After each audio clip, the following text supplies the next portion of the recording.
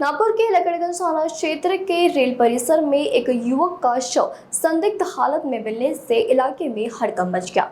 सूचना मिलते ही लकड़गंज पुलिस घटनास्थल पर पहुंची और जांच शुरू कर दी गई। पुलिस की पूछताछ जांच में मृतक की पहचान अब्दुल राजा के रूप में हुई। जांच के दौरान सामने आए कि पुराने विवाद को लेकर उनके साथियों ने मिलकर उसकी हत्या की। बताया जा रहा है कि घटना से एक दिन पहले भी आरोपी ने मृतक के घर जाकर विवाद किया था और उसकी मां और बहन के साथ अपरद्ध भाषा में भी बात की थी। इसी मामले में लकड़गंज पुलिस ने 2 आरोपियों को गिरफ्तार कर लिया है, जबकि एक नाबालिग आरोपी की तलाश जारी है। पुलिस मामले की आगे की जांच कर रही है।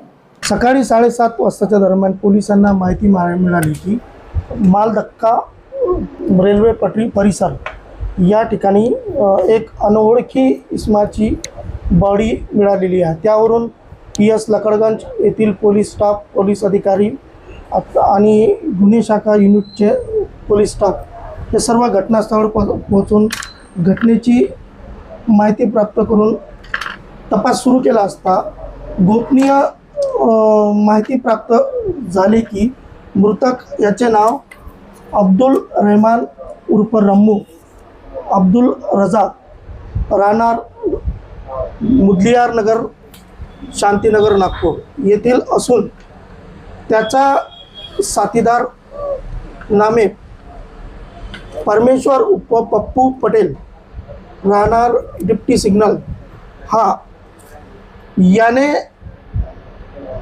त्याला शस्त्राने मारले असल्याची गोपनीय माहिती प्राप्त होऊन गुन्हे शाखा युनिटचा स्टाफ तात्काळ रवाना होऊन पप्पू याला ताब्यात घेतले। त्याला ताब्यात घेऊन गुन्ह्याची सकल तपासणी केली असता पप्पू आणि त्याचा साथीदार राहुल मनोज उईके राहणार डिप्टी सिग्नल तसाच एक नाबालिग मुलगा असे तिघांनी मिळून जुन्या वादाच्या कारणावरून तसेच घटनेच्या अगोदरल्या दिवशी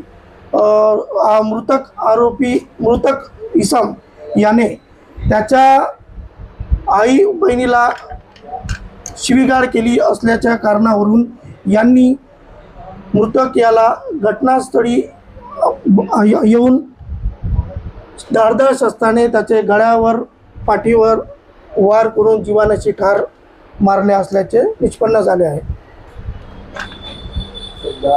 यातील मृतक इसम आहे याच्यावर यापूर्वी घरफोडीचे रॉबरीचे गुन्हे दाखल आहे।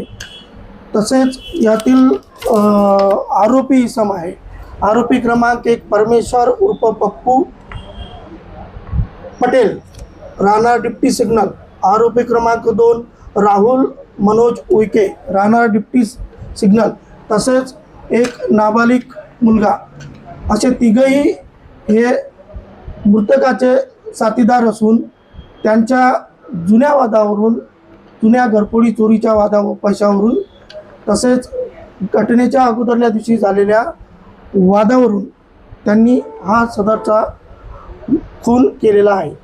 सदर गुन्ह्याचा तपास माननीय पोलीस आयुक्त, माननीय सहपोलीस आयुक्त, माननीय पोलीस उपायुक्त गुन्हे शाखा, माननीय सहाय्यक पोलीस आयुक्त गुन्हे शाखा यांचे मार्गदर्शनाखाली गुन्हे शाखा युनिट क्रमांक 3 चे टीमने सदरची कारवाई केलेली आहे।